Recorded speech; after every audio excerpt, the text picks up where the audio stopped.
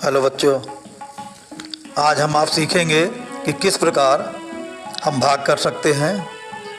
भाग क्या होता है? जैसे किसी भी चीज़ों का समान रूप से बांटना। मान लीजिए जैसे मेरे पास 20 चॉकलेट है और 4 बच्चों में समान रूप से बांटना है, तो इसके लिए हमें भाग करना पड़ेगा। यदि हम 20 में 4 से भाग दे दें तो एक बच्चे को कितनी चॉकलेट मिली पता चल जाएगा। सबसे पहले हम 20 चॉकलेट लिखेंगे और उसके बाद 4 से भाग देना है तो हम 4 लिखेंगे। अब हमें 4 का पहाड़ा पढ़ना है। 4 का पहाड़ा पढ़ेंगे, 20 से ज़्यादा ना जाए। हम 4 का पहाड़ा पढ़ेंगे, 4 पंजे 20। अब हम 5 को लिखेंगे, उसके बाद 20 के नीचे 20 लिखेंगे और माइनस करेंगे। माइनस करने के बाद उसको देखेंगे कितना आया, 0।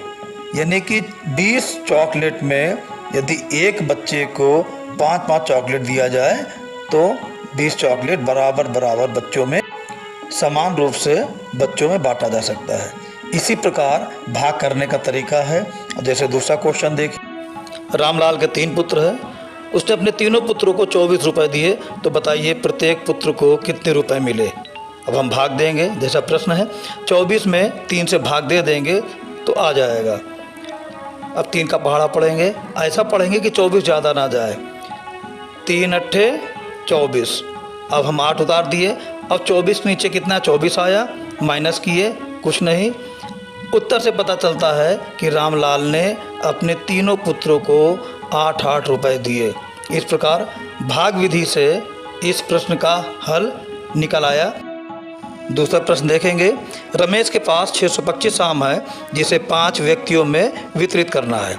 तो 625 में 5 से भाग दे देंगे। अब हमें करना क्या है, 5 से 625 भाग देना है। 5 का पहाड़ा पढ़ेंगे हम, ऐसा पढ़ेंगे 6 ज़्यादा है, 5 1 5। अब 6 के नीचे 5 उतारेंगे। अब माइनस करेंगे, कितना शेष आता है, 1 शेष आया। अब हम उसके बगल की संख्या 2, उसको हमने उतार लिया। पुनः पहाड़ा पढ़ेंगे, 5 दूनी 10। अब 12 के नीचे 10, फिर माइनस करेंगे, कितना शेष बचा 2। अब आगे क्या संख्या है 5, उसको उतारेंगे हम। अब फिर पहाड़ा पढ़ेंगे, 5 पच्चे 25। अब 25 के बाद माइनस करेंगे, कुछ नहीं आया। इसका मतलब 125 आम एक व्यक्ति को देगा तो 5 व्यक्तियों में 625 आम हो जाएगा। इस प्रकार भाग विधि से हम निकाल सकते हैं।